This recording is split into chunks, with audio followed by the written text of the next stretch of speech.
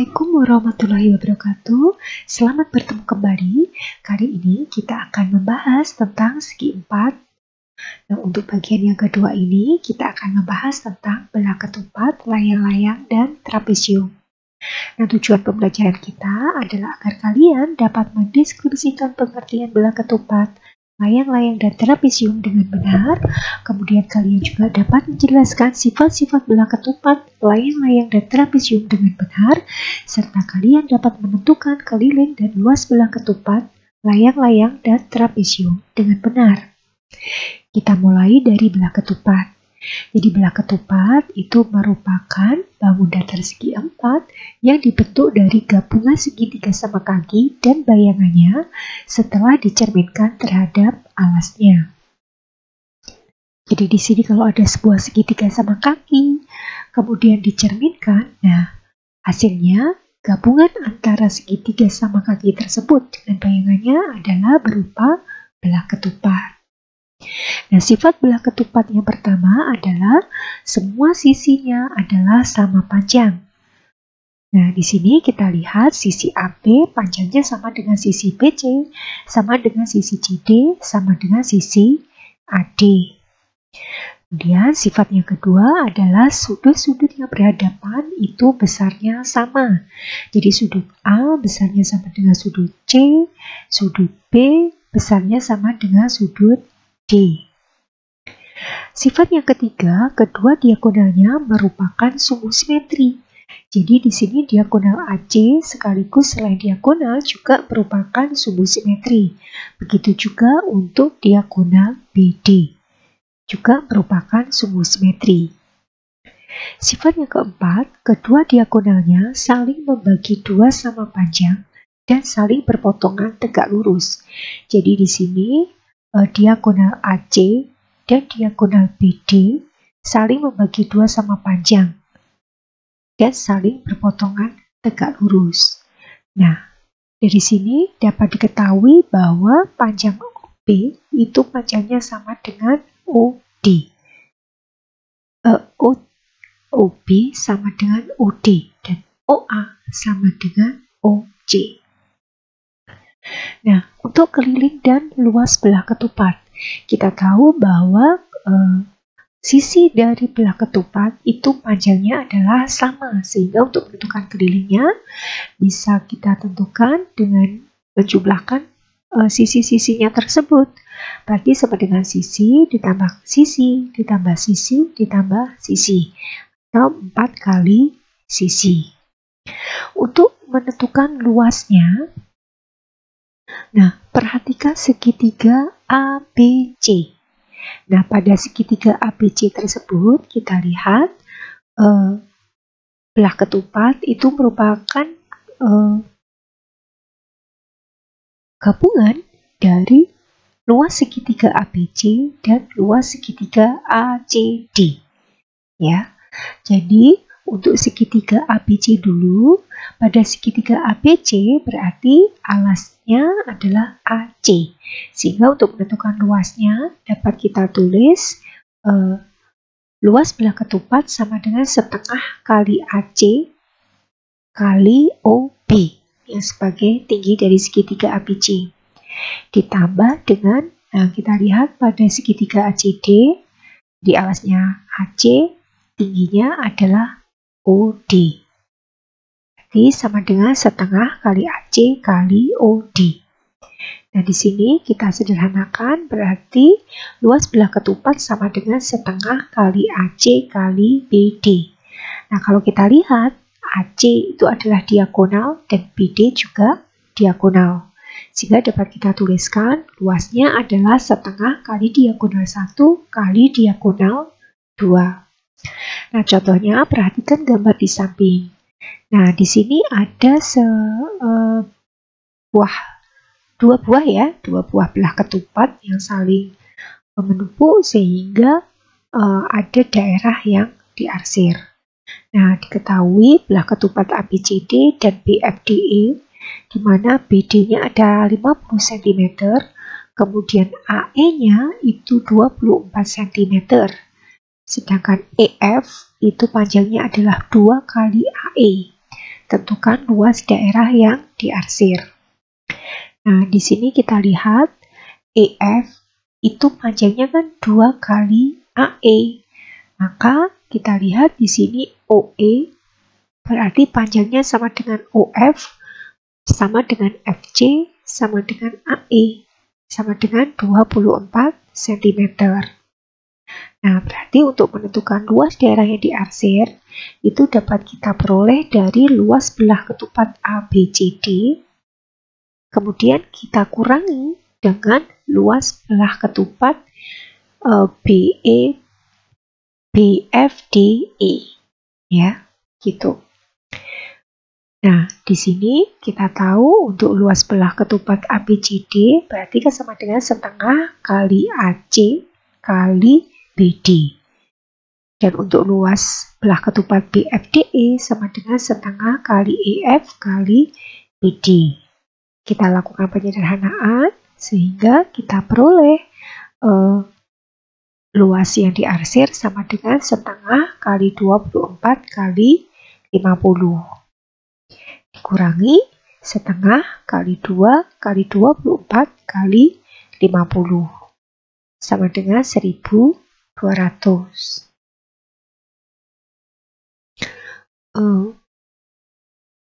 Jadi, luas daerah yang diarsir itu adalah 1200 cm persegi. Contoh soal yang kedua, perhatikan gambar di samping. Nah, jika sisi persegi 10 cm, kemudian diagonal belah ketupat berturut-turut adalah 8 cm dan 6 cm, serta luas daerah yang tidak diarsir 90 cm persegi, tentukan luas daerah yang diarsir. Atau daerah yang diberi warna coklat ini ya.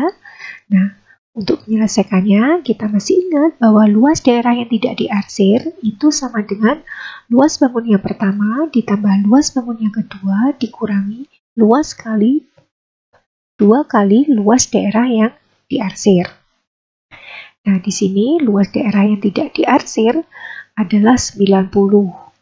Nah, kemudian luas bangun yang pertama, yakni persegi, adalah 10 kali 10 atau 10 kuadrat, ditambah dengan luas bangun yang kedua, yakni belah ketupat, setengah kali diagonal 1 kali diagonal 2, ini sama dengan setengah kali 8 kali 6, dikurangi 2 kali luas arsiran, 2LA ya.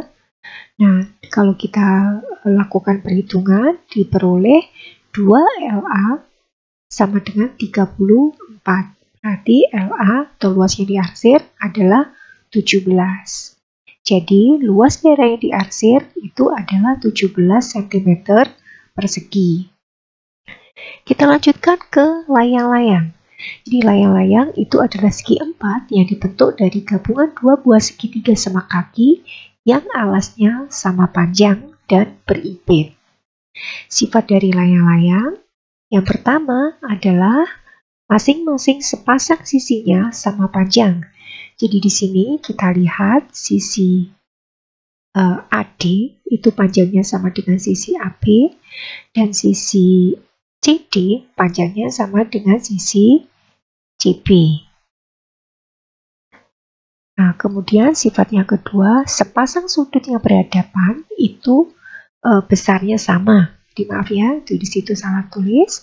Maksudnya untuk sepasang sudut yang berhadapan itu besarnya sama. Jadi sudut B besarnya sama dengan sudut D. Kemudian sifat selanjutnya adalah salah satu diagonalnya merupakan sumbu simetri. Jadi di sini salah satu diagonal yang merupakan sumbu simetri adalah AC. Sifat yang keempat, salah satu diagonalnya itu membagi diagonal lainnya menjadi dua bagian sama panjang dan kedua diagonalnya saling tegak lurus.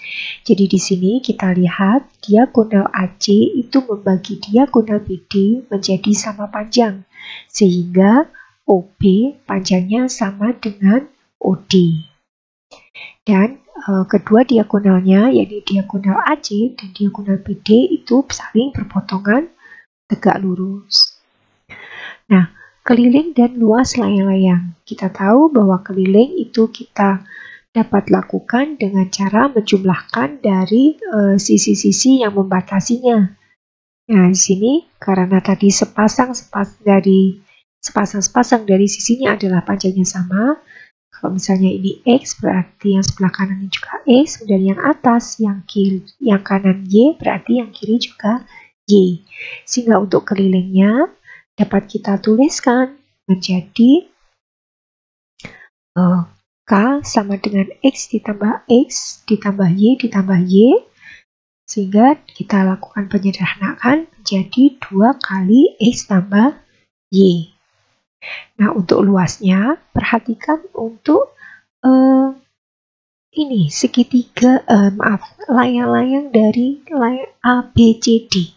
Di sini luas layang-layang dapat kita peroleh dari luas segitiga BCD ditambah luas segitiga ABD. Nah, perhatikan untuk segitiga BCD. Pada segitiga BCD ini kita lihat bahwa yang menjadi alasnya adalah BD dan tingginya adalah OC. Sehingga untuk luas segitiga BCD dapat kita peroleh dari setengah kali BD kali OC. Kemudian untuk luas segitiga ABD dengan cara yang sama, kita tahu alasnya adalah BD dan tingginya adalah OA. Jadi luas segitiga ABD sama dengan setengah kali BD kali OA. Kita lakukan penyederhanaan sehingga diperoleh luas layang-layangnya sama dengan setengah kali BD kali AC, di mana BD dan AC itu masing-masing merupakan diagonal dari layang-layang tersebut. Sehingga dapat kita simpulkan bahwa luas layang-layang itu besarnya adalah setengah kali diagonal 1 kali diagonal 2. Contoh soalnya, ketika mengumpulkan sampah, Yasmin menemukan sebuah layang-layang. Setelah layang-layang itu diambil, dia mengukur kerangka layang-layang tersebut. Ternyata diperoleh ukuran seperti gambar di samping. Nah, seperti itu ya. Tentukan keliling dan luas dari layang-layang tersebut. Nah, dari ukuran layang-layang tersebut, kita tahu bahwa pada ini segitiga ABD itu merupakan segitiga siku-siku. Jadi ternyata merupakan segitiga siku-siku. Coba kita tarik di sini, sisi AB panjangnya adalah 16 cm. Dan sisi BD panjangnya adalah 20 cm. Berarti kita dapat menghitung dari sisi AD dengan menggunakan Pythagoras.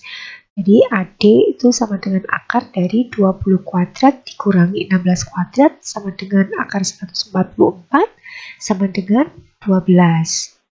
Nah, jadi kelilingnya sekarang dapat kita hitung adalah 2 kali 12 ditambah 16 sama dengan 56.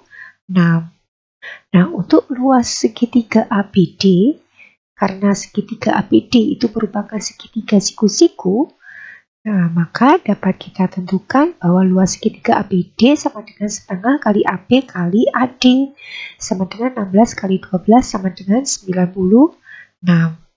Dan luas layang-layang dapat kita peroleh dengan mengalikan dengan 2. Karena segitiga ABD besarnya sama dengan segitiga BCD. Berarti 2 kali 96 sama dengan 192. Jadi keliling dan luas layang-layang itu berturut-turut adalah 56 cm dan 192 cm persegi. Contoh soal yang kedua, perhatikan gambar di samping. Nah, jika CE-nya 21 cm, tentukan keliling dan luas bangun tersebut. Nah, untuk menyelesaikannya, kita lihat di sini gambar beserta ukuran-ukurannya kita lengkapi. Di sini berarti ada titik O, kemudian CD 17 cm, berarti CF juga 17 cm, kemudian OD 8 cm. Kenapa? Karena kita lihat BC adalah 22 cm dan AF 14 cm, sedangkan pada persegi panjang berarti BC dan OA panjangnya kan sama, berarti 22 dikurangi 14 sama dengan 8 cm. Berarti OF panjangnya 8 cm. Karena OF 8 cm, berarti OD juga 8 cm. Nah, sekarang perhatikan segitiga OCD. Pada segitiga OCD ini, nah ini dapat kita lakukan perhitungan dengan menggunakan Pythagoras. Sisi OC sama dengan akar dari 17 kuadrat dikurangi 8 kuadrat. Berarti sama dengan 15. Jadi di sini OC sudah ketemu 15 cm. Karena sisi OC itu sama dengan sisi AB, nah berarti AB panjangnya juga 15 cm. Kemudian perhatikan untuk segitiga ODE. Pada segitiga ODE ini kita lihat panjangnya OE itu sama dengan 6 cm. Karena tadi sudah diketahui CE adalah 21 cm, sedangkan OC sudah ketemu tadi 15 cm, berarti 21 dikurangi 15 sama dengan 6 cm. Karena OD tadi sudah diketahui juga 8 cm, sekarang kita lakukan perhitungan untuk mencari ED, yaitu dengan menggunakan Pythagoras. Nah, ketemu 10 cm, berarti EF-nya itu 10 cm, sama dengan ED ya. Nah, karena kita sudah tahu semua sisi-sisinya, sekarang kita tinggal jumlahkan semuanya. Berarti kelilingnya sama dengan 14 ditambah 15 ditambah 22 ditambah 17 ditambah 10 ditambah 10. Hasilnya adalah 88. Nah, untuk luas bangun tersebut itu merupakan luas dari layang-layang ditambah luas persegi panjang dikurangi luas segitiga OFC ya. Nah, seperti itu. Nah, berarti kita masukkan luas dari layang-layang adalah setengah kali 21 kali 6, kemudian kali 16 ya, ditambah luas persegi panjang kali lebar, berarti 15 kali 22, dikurangi dengan luas segitiga setengah kali 15 kali 8. Hasilnya adalah 438. Jadi keliling dan luas bangun itu berturut-turut adalah 88 cm dan 438 cm persegi. Kita lanjutkan ke trapesium. Jadi trapesium itu adalah bangun datar segi 4 yang mempunyai tempat sepasang sisi yang berhadapan sejajar. Nah, jenis-jenis trapesium itu pada dasarnya ada 3. Yang pertama adalah trapesium sebarang. Nah, pada trapesium sebarang ini kita lihat bahwa sisi AD itu sejajar dengan sisi BC. Kemudian sisi AB panjangnya tidak sama dengan sisi CD, tidak sama dengan sisi BC, tidak sama dengan sisi DA. Jadi keempat sisinya semuanya tidak sama. Kemudian AD-nya di sini sebagai alas. Dan sudutnya pun besarnya juga masing-masing tidak sama. Jadi sudut A tidak sama dengan sudut B, tidak sama dengan sudut C, tidak sama dengan sudut D. Yang kedua adalah trapesium sama kaki. Nah, pada trapesium KLMN ini, KN itu sejajar dengan LM. Nah, sisi KL itu panjangnya sama dengan sisi MN. Jadi, sisi KN panjangnya tidak sama dengan sisi LM. Di sini KN menjadi alasnya. Nah, sudut K itu besarnya sama dengan sudut N. Dan sudut L besarnya sama dengan sudut M. Yang ketiga adalah trapesium siku-siku. Pada trapesium siku-siku PQRS ini, PS itu sejajar dengan QR. Tapi Panjang sisi-sisinya masing-masing tidak sama. Jadi sisi PQ tidak sama dengan sisi QR, tidak sama dengan sisi RS, tidak sama dengan sisi SP. Yang penting sebetulnya adalah bahwa salah satu sudutnya itu adalah siku-siku. Itu sudah merupakan trapesium sama kaki. Trapesium siku-siku. Jadi bisa saja mungkin PQ suatu saat panjangnya sama dengan QR. Itu pun juga boleh. Yang penting adalah salah satu sudutnya itu adalah sudut siku-siku. Nah, sudut pada trapesium. Kita perhatikan pada trapesium ini. Jumlah sudut yang berdekatan di antara dua sisi sejajar pada trapesium itu adalah 180 derajat. Nah, ini ditekankan pada kalimat sudut yang berdekatan di antara dua sisi sejajar. Jadi maksudnya sudut A ditambah dengan sudut D. Besarnya 180 derajat dan sudut B ditambah sudut C besarnya juga 180 derajat. Nah, ciri khusus untuk trapesium sama kaki adalah bahwa yang pertama diagonal-diagonalnya itu sama panjang. Jadi di sini diagonal BD panjangnya sama dengan diagonal AC. Kemudian yang kedua, sudut-sudut alasnya itu besarnya sama. Jadi sudut A besarnya sama dengan sudut B. Begitu juga nanti sudut D besarnya juga akan sama dengan sudut C. Yang ketiga, dapat menempati bingkainya dengan dua cara. Yang pertama adalah dengan diputar satu putaran 360 derajat. Yang kedua adalah dengan cara apa? Nah, seperti ini ya. Tuh. Nah, untuk keliling dan luas trapesium. Nah, untuk kelilingnya seperti biasa kita jumlahkan dari sisi-sisi yang membatasi. Berarti sisi AB kita tambahkan sisi BC, tambah sisi CD, ditambah sisi AD. Nah, kemudian untuk luasnya, nah, kita bagi trapesium ini menjadi dua buah segitiga. Jadi di sini ada segitiga ACD dan segitiga ABC. Nah, berarti luas trapesium itu terdiri dari dua buah segitiga yang dijumlahkan, yaitu luas segitiga ACD dan luas segitiga ABC. Perhatikan untuk segitiga ACD. Nah, untuk segitiga ACD ini berarti alasnya nanti CD ya. Nah, untuk tingginya, nah kita tarik garis pertolongan. Jadi misalnya ini adalah titik E, berarti tingginya adalah AE.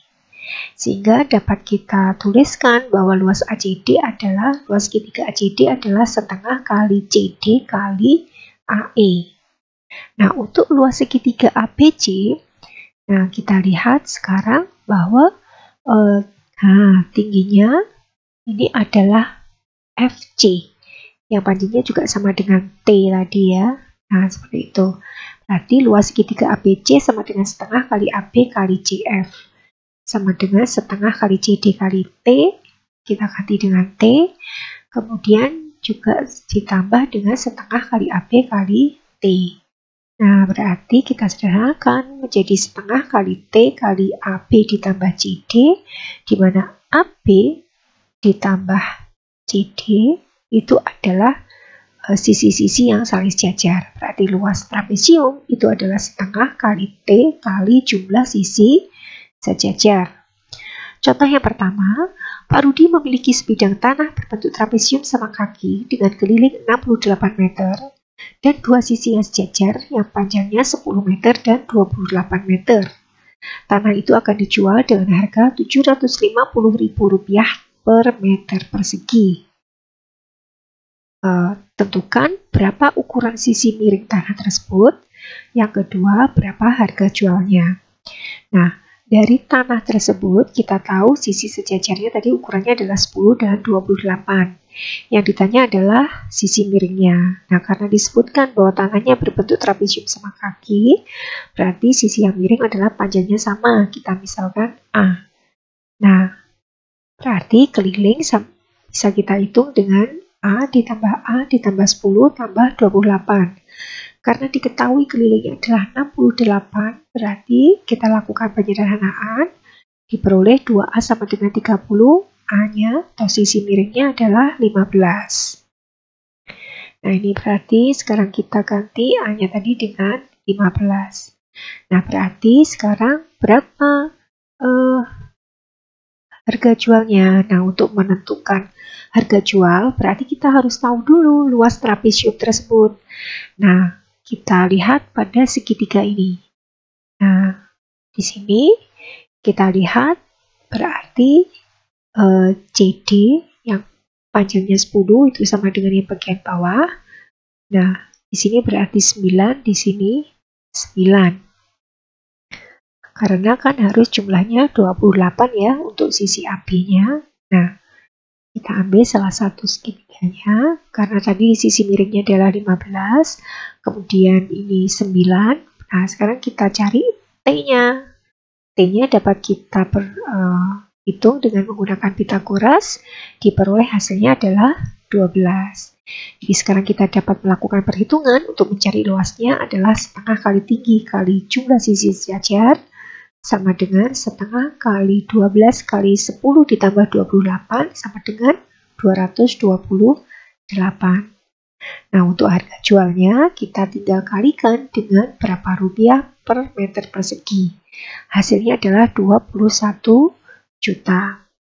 Jadi sisi miring kebun itu ukurannya 15 meter dan harga jualnya adalah 21 juta rupiah. Contoh soal yang kedua, perhatikan gambar di samping. Tentukan luas daerah yang diarsir.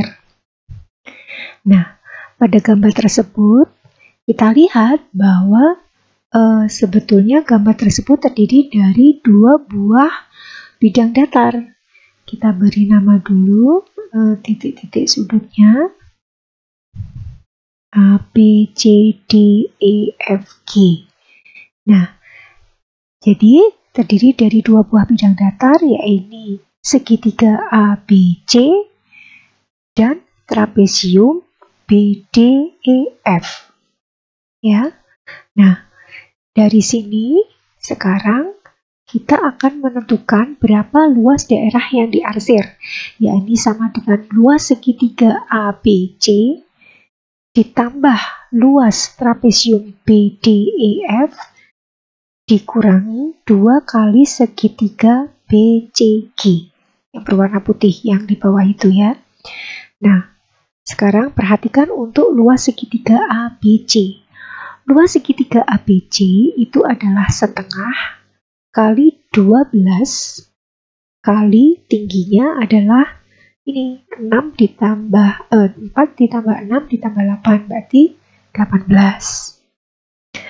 ditambah dengan luas BDEF trapesiumnya berarti setengah kali tingginya 8 ditambah 6 14 kali jumlah sisi sejajar 10 ditambah 20. Kemudian dikurangi dengan 2 kali luas segitiga BCG. 2 kali setengah kali 12 alasnya, tingginya 8. Nah, setelah kita lakukan perhitungan, ternyata hasilnya adalah 222. Jadi, luas daerah yang diarsir adalah 222 cm persegi. Oh iya, jadi mungkin kalian masih bertanya, mengapa untuk luas segitiga BCG itu harus dikalikan 2? Jadi ceritanya, kalau kita lihat, tadi kan ada segitiga ABC. Nah, segitiga ABC ini kita hanya membutuhkan yang bagian atas. Nah, segitiga yang bagian bawah, nah tadi BCG, nah itu kan kita tidak perlu, berarti kan harus dikurangi. Nah, berarti tinggalin seperti ini kan, berarti kan artinya bagian bawah itu harus dibuang, berarti harus dikurangi. Pertama. Yang kedua, untuk trapesiumnya pun, ketika kita menentukan luas trapesium ini, kita tetap harus mengurangi bagian bawah, harus menghilangkan. Nah, supaya tinggal gambar seperti ini. Berarti terjadi 2 kali pengurangan segitiga yang sama. Nah, itulah ceritanya mengapa untuk luas segitiga BCG itu harus dikalikan dengan 2, gitu ya. Nah, gitulah materi tentang segi 4. Nah, sebelum Ibu akhiri, Ibu ingatkan agar kalian selalu meningkatkan ibadah kalian, tetap mengikuti protokol kesehatan, dan tetap meningkatkan semangat belajar kalian. Wassalamualaikum warahmatullahi wabarakatuh.